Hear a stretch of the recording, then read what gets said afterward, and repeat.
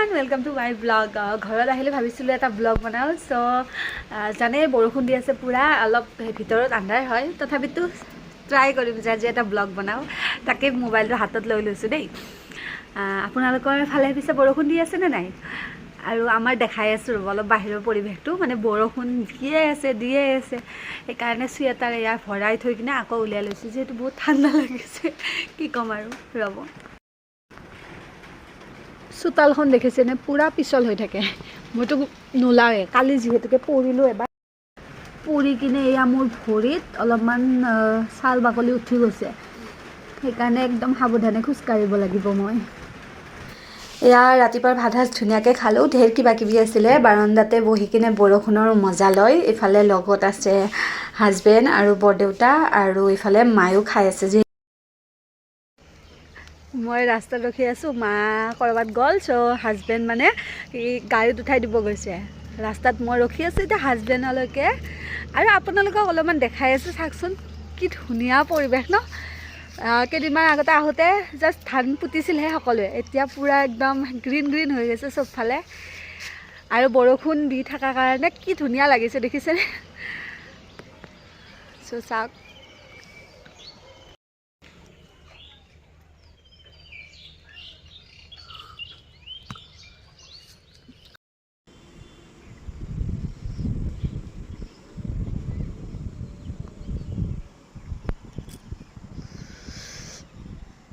ইটা ভাটাত একেবাৰে পানী হৈ গৈছে দেখিছেনে বৰষুণ দি কিনে আৰু আমাৰ খেতিখিনি চাগ ইমান ধুনীয়া হৈছে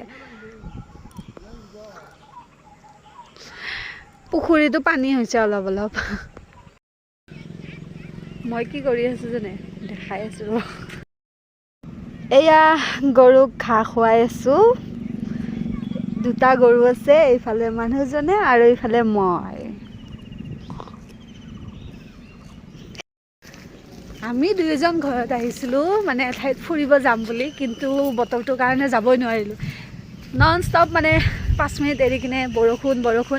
বৰষুণেই দি আছে সেইকাৰণে কেঞ্চেল কৰিলোঁ যোৱাটো আমি খাম এতিয়া তেতেলী এয়া তেতেলী সানি লওঁ ধুনীয়াকৈ এয়া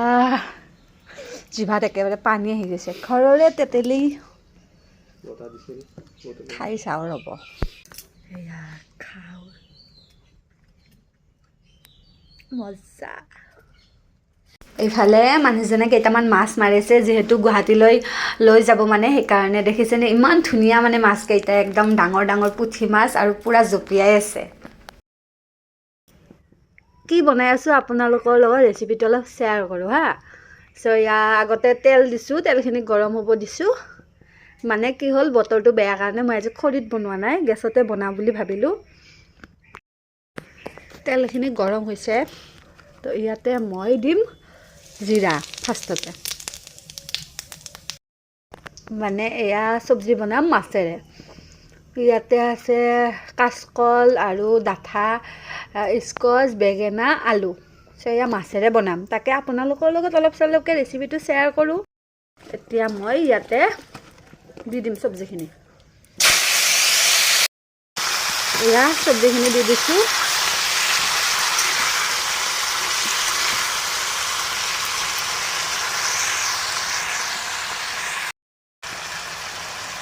ইয়াতে এতিয়া দিম মই নিমখ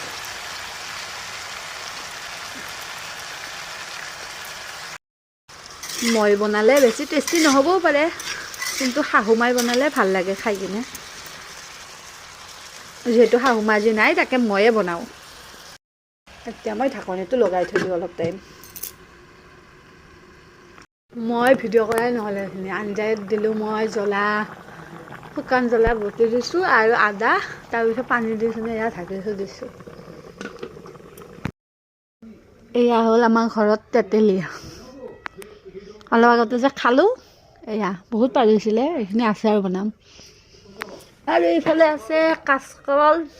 অমিতা পাৰিছোঁ যিহেতু গুৱাহাটীত লৈ যাব লাগিব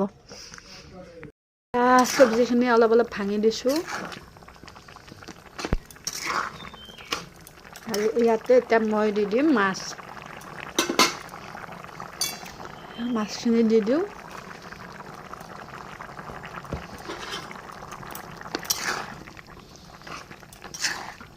কালাৰটো ইমান ভাল দেখা যোৱা নাই কিয় জানে পোহৰটো মানে কম পৰিছে যে সেইকাৰণে এনেইতো ভালেই লাগিছে